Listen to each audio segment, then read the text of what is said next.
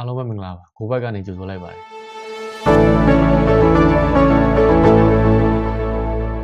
ဒီဘက်မှာတော့ပရီးမီးယားလိရဲ့ပွဲစဉ်20ဖြစ်တဲ့ဖူဟန်အသင်းနဲ့လီဗာပူးအသင်းတို့ရဲ့ပွဲကြိုးသုံးသပ်ချက်ကလေးကိုပြုလုပ်သွားမှာဖြစ်ပါတယ်ဒီဘက်မှာလည်းလီဗာပူးအသင်းကတည်တဲ့အတိုင်းပဲဒဏ်ရာကစားသမားတွေလည်းရှိတယ်ပြီးရင်သူတို့နိုင်ငံပြန်ပြီးတော့ကစားပေးနေတဲ့ကစားသမားတွေလည်းရှိတယ်ပေါ့နော်အဲ့ဒီအထဲမှာမိပြအာနယ်စလော့အနေနဲ့ဘယ်လိုတွေပွဲထုတ်လာမလဲဆိုတာကိုတော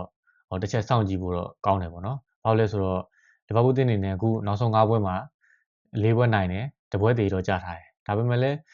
အသင်းကသိရမလားအရင်ကောင်းနေလို့နိုင်တဲ့ဟာတွေလို့တော့ကျွန်တော်ကတော့မမြင်ဘူးဘာဖြစ်လို့လဲဆိုတော့အသင်းတွေကိုဗျာအခုဟိုတစ်ပတ်ကဆော့သွားတဲ့လီတို့ဟူဘာနန်တို့အဲ့လိုမျိုးအသင်းတွေကိုတော့မှပဲတူမတာကိုမတာနဲ့ကန်လာတာဆိုတော့ဒီလိုမျိုးဖူဟန်ဆိုတာလည်းတော်တော်လေးကောင်းတဲ့ထဲမှာပါတယ်လေအဲ့ဆိုတော့ဒီဘက်မှာလည်းလီဗာပူးအသင်းအနေနဲ့အရန်လွယ်ကူနေမယ်လို့တော့ကျွန်တော်ကတော့မထင်ဘူးလီဗာပူးအသင်းအနေနဲ့ဘာတွေပြောင်းလဲရမလဲဆိုရင်တော့ကျွန်တော်ပြောတဲ့အတိုင်းပဲပထမဗီဒီယိုတွေမှာလည်းကျွန်တော်ပြောခဲ့ပါတယ်လီဗာပူးအသင်းရဲ့ကစားပုံပေါ့နော်ကစားပုံကခုနောက်ပိုင်းအရင်ကောင်းတဲ့ထဲမှာလည်းမပါဘူးပြီးအရင်ဆိုးနေတာလည်းမဟုတ်ဘူ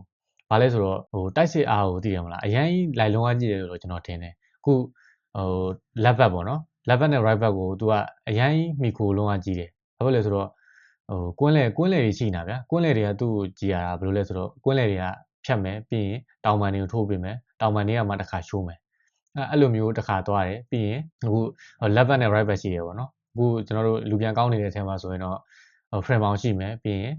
လက်ဘက်ကကာကတ်ဒါမှမဟုတ်ရင် Robinson ပေါ့နော်ခုနောက်ပိုင်းဟိုပွဲမှာတော့ Robinson ကိုတုံးသွားတယ်ဒီသူ့ရဲ့အနေထားကိုကြည့်ရတာသူတို့ကအဲ့ဒီ လက်ဘက်နဲ့ right back ကိုအရင်မီကိုလုံးအားကြည့်တယ်အဲ့ဒါဆိုတော့ကျွန်တော်အနေနဲ့အဲ့လိုမျိုးကြီးအရင်မမီကိုသေးခြင်းဘူးဗျာအခုကွင်းလေကနေပြီးတော့ပုံမှန် pass လေးတွေပေးမယ်ဘောက်တူဘောက်အမှတေချာလေးလောက်ပြီးတော့တကယ်မီကိုထိပ်ရောက်ရင်ကန်ပါညာပေါ့အဲ့လိုပုံစံမျိုးနဲ့တော့တွားသေးခြင်းတယ်ခုဟာဘယ်လိုလဲလို့ဆိုတော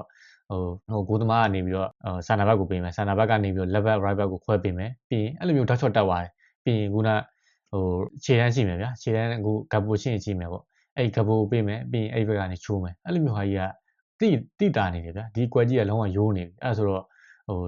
ဒီကွက်ကိုမသုံးမနဲ့ပေါ့နော်တခြားဘလိုတွေသုံးကျင်လဲဆိုတော့ဘလိုတွေသုံးလာနိုင်လဲဆိုတော့နီးပြပုံမှာတော့မူတည်တယ်ဒါပေမဲ့လည်းဒီဘက်မှာတော့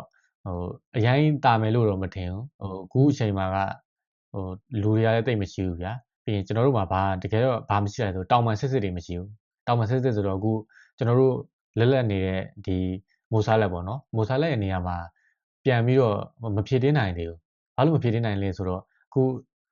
မိုဆာလက်မပါတဲ့2ပွဲ3ပွဲကိုပဲ2ပွဲလောက်ကိုပဲကြည့်လိုက်ဗျာအမှသူ့ရဲ့နေရာမှာအရင်လိုနေတယ်မိုဆာလက်မကောင်းသူမိုဆာလက်နည်းနည်းကြာနေတာတော့မှပဲခုသူ့နေရာမှာဝင်ဆော့တဲ့သူတွေထက်ကိုသူကတာတယ်ပေါ့နော်အဲ့လိုပုံစံမျိုးအရင်အလုံးလုံးမပေးနိုင်ဘူးဗျာခုနောက်ပိုင်းကအဲ့ဒီအောက်တန်းတွေကိုပဲအားကိုးနေတယ်လို့တော့မြင်မိတယ်ကျွန်တော်တို့ရဲ့ဒီတိုက်စစ်မှာပေါ့နော်တိုက်စစ်မှာဒီ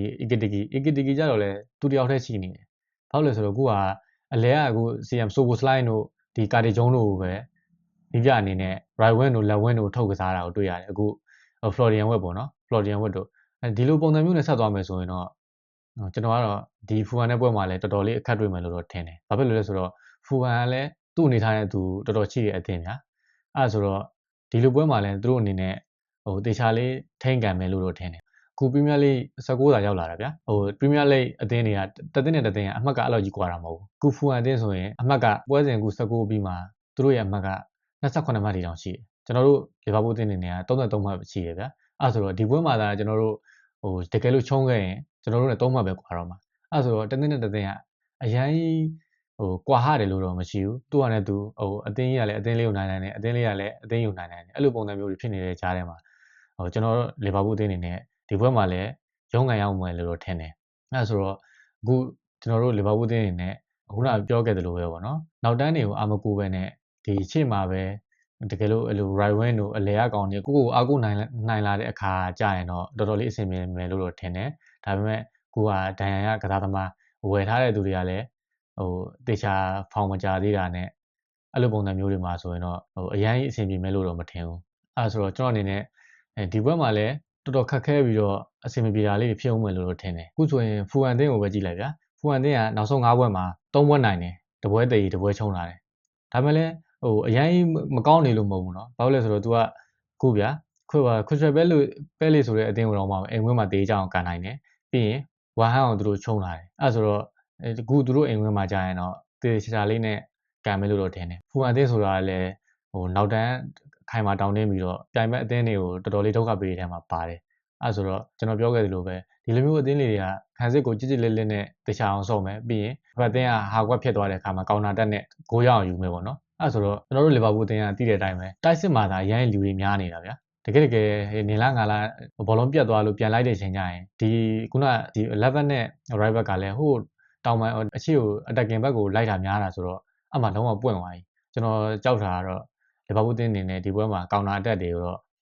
တော်တော်လေးလဲခံရမယ်လို့တော့ထင်တယ်ပေါ့နော်အဲဆိုတော့လီးနဲ့ပွဲကိုပဲဥပမာယူပြီးတော့ဘယ်လိုတွေလောက်လာနိုင်လဲဆိုတာတော့နီးပြရေးပေါ်မှာတော့မူတည်တယ်ကျွန်တော်တို့ဒီလီဗာပူးအသင်းနဲ့ဖူဟန်အသင်းတို့ရဲ့ head to head ပေါ့နော်မနှစ်ကတော့2024-2025မှာ